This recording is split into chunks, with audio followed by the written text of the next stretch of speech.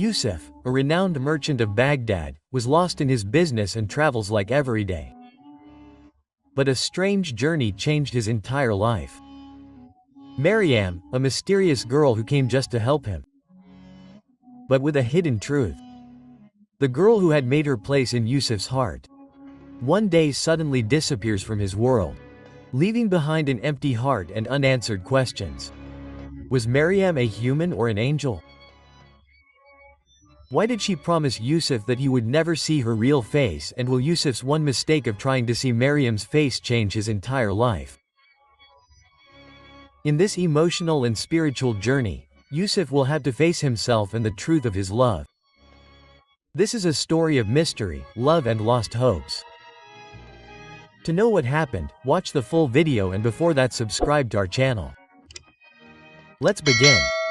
Maryam Baghdad was a city which was the center of knowledge, trade and beauty, where the fragrance of perfume emanated from every street, the sounds of azan resonated from every corner. There in the heart of Baghdad lived a businessman named Yusuf. Not only a successful businessman but also a good-hearted, compassionate and God-fearing person. Yusuf was about 55 years old. But his face was still peaceful and bright. He had traveled to many countries of the world. From Egypt to Syria, from Yemen to Hijaz. His business was so vast that his name was known at every port. But there was an emptiness in his heart. Loneliness. He had no heir. His wife had passed away many years ago and he was deprived of the blessing of children. Like every year, this year too he set out on a journey away from Baghdad with his caravan. This journey was taking him towards the desert, where it was an important point of trade. The heat of the desert was at its peak and the sun seemed to be raining fire from the sky. But there was no wrinkle on Yusuf's face because traveling was his habit. One day when the caravan stopped in the middle of the desert, there was a strange silence in the evening air. That night was quite cold. There was moisture in the air and the smell of spices was coming from a cook's pot far away. Everyone was in their respective tents. But Yusuf suddenly woke up. It was as if someone had called out, "Help!" The voice was very soft. But it was heart-rending. Yusuf looked here and there but there was no one. He picked up his stick and came out of the tent. It was a moonlit night and the moonlight was spread on the sand. He saw a shadow near a mound some distance away. He slowly went closer to her. There was a girl there, unconscious and tired, as if she had been traveling for years. Her clothes were simple but there was a delicacy in them. Her eyes were closed but her face looked like that of an angel. Yusuf's heart melted. He called his servant and ordered him to bring the girl to the tent. A doctor was called and she was treated. In the morning, when the girl opened her eyes, there was fear in her eyes but also a feeling of gratitude. "What is your name, daughter?" Yusuf asked in a soft tone. Maryam replied softly. "What were you doing alone in this wilderness?" Maryam lowered her eyes. "I had lost my way. I have no one." Yusuf felt something strange. That girl was not ordinary. There was something strange in her words, her gait, her presence. Maryam started traveling with the convoy. She helped in every work, cooked food, prayed for everyone. There was a different taste in everything made by her hands. Gradually, everyone in the convoy started loving her. But the greatest impact was on Yusuf. He was no longer as lonely as before. Maryam's presence had brought joy to his life. One day when the journey ended and they returned to Baghdad, Yusuf took a decision. He called Maryam and said, "I am a lonely man and Allah has sent you for me. Will you be my life partner?" Quote, Maryam remained silent. Then she said, "If I say yes, you will have to make a promise. Promise that you will never try to see my real face nor remove my veil." Quote, Yusuf was shocked. But then he said, "If this is the condition, then I accept it." The wedding took place simply. Maryam always wore a veil, but her eyes reflected her beauty. She helped Yusuf in his business. Blessings began to come in all his work. People were surprised that how Yusuf's business suddenly started flourishing so much. Every deal was successful, every journey was easy, every problem was solved. Yusuf knew that all this was because of Maryam. But human nature is strange. The more something is forbidden, the more the desire in the heart grows. One night when Maryam was sleeping and the moonlight was pouring into the room, Yusuf's eyes fell on her veil. A wave of emotion rose in his heart. Let me see what is the secret behind this veil? But then he stopped himself. The happiness that had come in Yusuf's life was incomparable. There was prosperity in his business. There was peace in the house, and a sense of peace had settled in his heart. Every morning when the rays of the sun would peek through the door, Maryam's shadow would dissolve in that light. Her voice wrapped in the veil was like the rustling of flowing water, and there was such peace in that voice that it would soothe Yusuf's soul. Maryam would decorate every corner of the house with flowers, prayers and love. There was always a veil over her. Her face would never be revealed. But this thing did not bother Yusuf. Because there was such magic in Maryam's words, her kindness and her presence that her face did not matter. One day Maryam said to Yusuf, "Don't you wish to know my face?" Yusuf smiled. "I have promised you, and my love does not depend on your face. Your existence itself is the biggest blessing for me." Maryam's heart trembled, but there was a prayer on her lips. "O Allah, keep this love alive." One evening when clouds had fallen in the sky and there was a strange freshness in the air, Yusuf took Maryam for a walk to an old khanqa outside the city. There he met an old fakir. White beard, rosary in hand and depth in eyes. The fakir looked at Maryam and mumbled something. Yusuf greeted her politely. "Salam walaikum Baba." The fakir smiled. "Walaikum assalam. O merchant in whose life an angel has descended." Yusuf was shocked. "You know," the fakir took a deep breath. "Not everyone gets his blessings without a trial. But remember, behind every blessing there is a secret. And some secrets are not meant to be known but to be kept." Maryam bowed down and said, "Baba, please pray that our promise never breaks." The fakir looked towards the sky. The one who breaks the promise is often not the one who makes a mistake but the one who loses patience. That night when both of them returned, Maryam was very quiet. It was as if some old memory was coming alive in her eyes. "Are you upset?" Yusuf asked. Maryam said, "If you ever feel my absence, wait for me. Don't go out to look for me. And most importantly, never open the door that leads to my reality." Quote. Yusuf held her hand. "I will keep every promise I made to you, Maryam. But human nature is strange. The more forbidden something is, the more restless the heart becomes." Yusuf now started thinking every day what Maryam's face would be like. Is she really an angel? Is there some light hidden in her face or some horrifying truth? Maryam used to pray at night and Yusuf used to listen to her voice secretly, which seemed like the tongue of an angel. One day when she was talking to Allah, she prayed that, "O Rahman, strengthen Yusuf's heart. Give him patience so that he does not make the mistake of knowing my reality." Yusuf's heart trembled. But the whisperings of the devil started increasing. One day when Yusuf returned home, Maryam was nowhere to be seen. He kept searching here and there, but every corner was silent. His soul trembled. Then he thought of that room which Maryam had told him never to open. A storm arose in his heart. Maybe she is there. Maybe she needs my help. With trembling hands, he held the latch of the door. As soon as the latch opened, a gust of cold wind came and a light spread in the room. A purple-colored mask was lying in the middle of the room and a verse was written on the wall in front. The one who did tajiyya was successful, and the one who took the name of his Lord and prayed. Yusuf lifted the veil tremblingly. There was a mirror behind the veil and he saw his reflection in that mirror. But with a strange face, there was a deep layer of sorrow and regret in the eyes, and then Maryam's voice came from behind. But now it was not the same voice. "Yusuf, you broke my promise." He turned and Maryam was standing in front of him. But now she was not a human but a bright and luminous creature. An angel, but there were tears in her eyes. "I had given you the authority to keep the promise. But you also turned out to be a human, failed in the test of patience." Yusuf's knees were empty. He fell down. "Forgive me. I committed this crime in love." Maryam sighed and said, "Love does not mean that you rule over the one you want. Love is something that is kept as a trust." And then that light slowly turned into light and disappeared.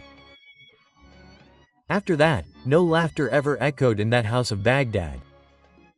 Yusuf used to sit every day in front of the room where he had last seen Maryam.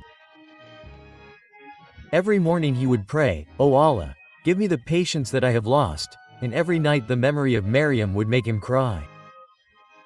Yusuf's house would become a place of sorrowful appeal. Sobs would come from every corner. Every door and wall would call out to that voice which had now become just a memory. Maryam, that room where the promise was broken.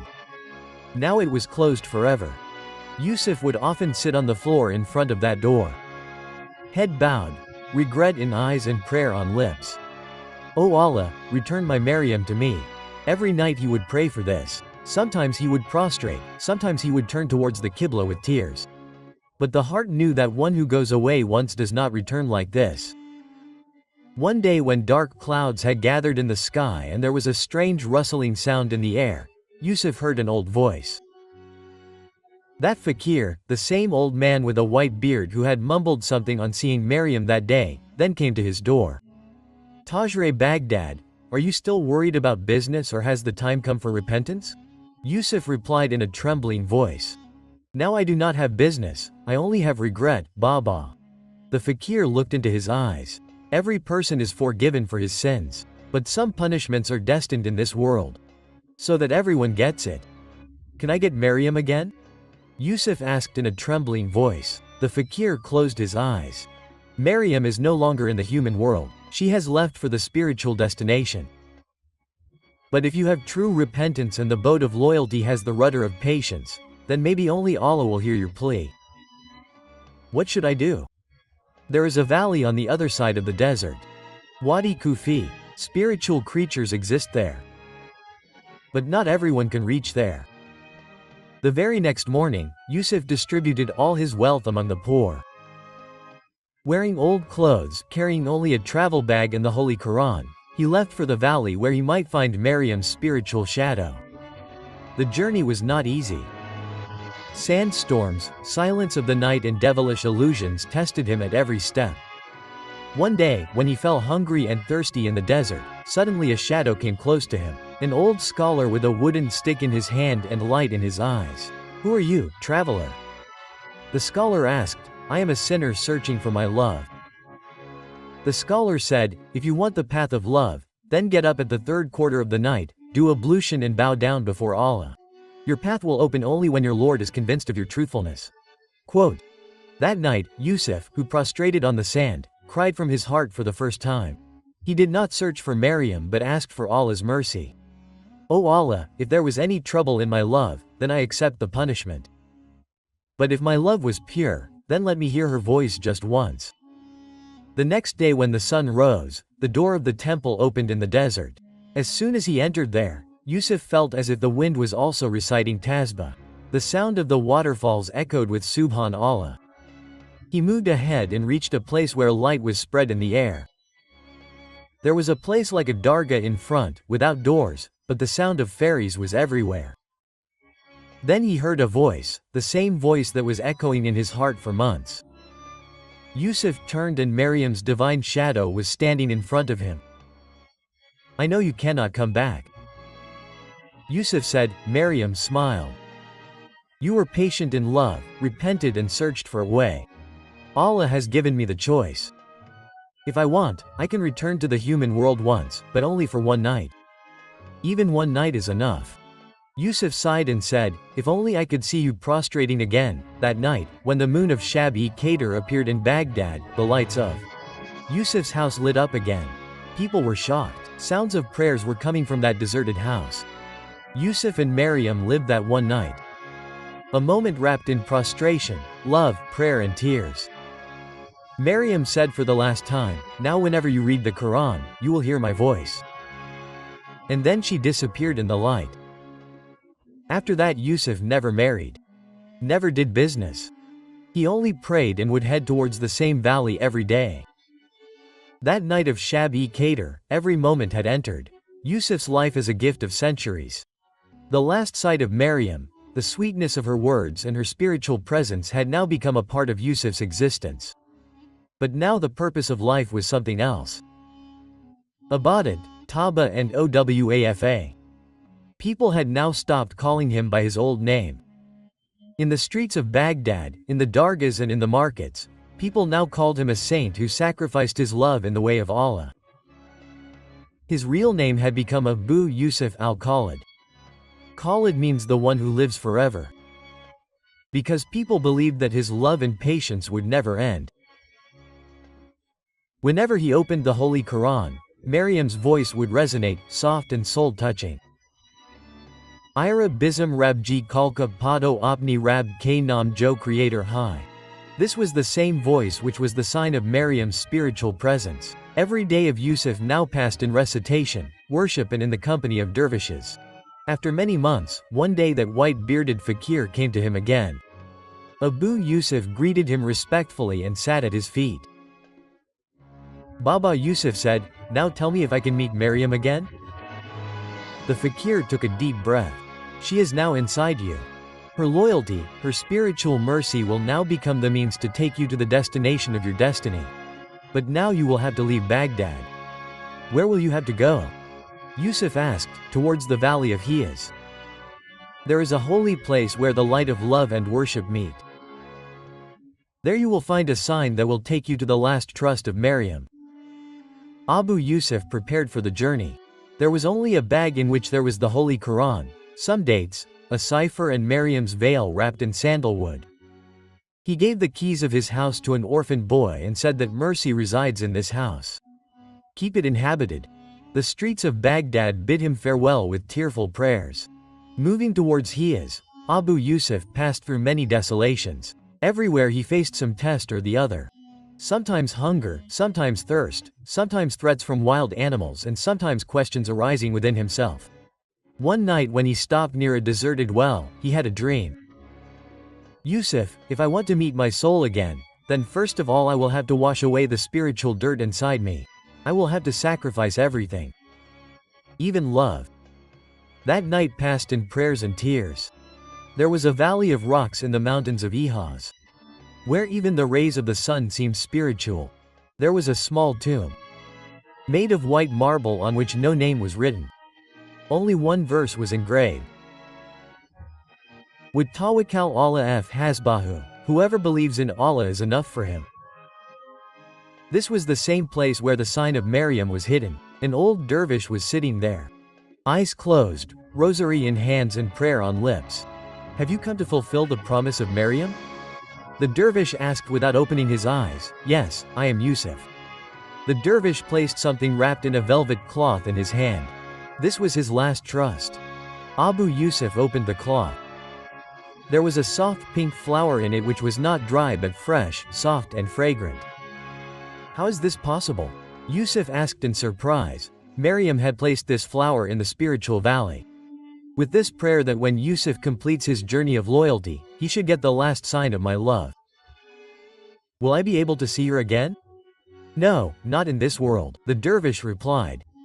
But after death you will go straight to that valley where Maryam will wait for you. Abu Yusuf planted that flower in his heart and built a small hut near the same tomb and started living there. Now he used to give water to dervishes and travelers. He used to apply ointment on their wounds and teach them the true meaning of love. People used to say that he is a loving saint who left his world but did not leave love. Abu Yusuf's life was now confined to the boundaries of worship, recitation and rosary. In the solitude of the night, he used to cover himself with silence all the time. He used to sit on his mat and cry. He used to fall in prostration and call out to Maryam in spiritual voices. He would call out to her. With every mention of Ya Rahman or Rahim or Wadid, every prayer, tears would flow from his eyes. Maryam's smiling face would float in his eyes.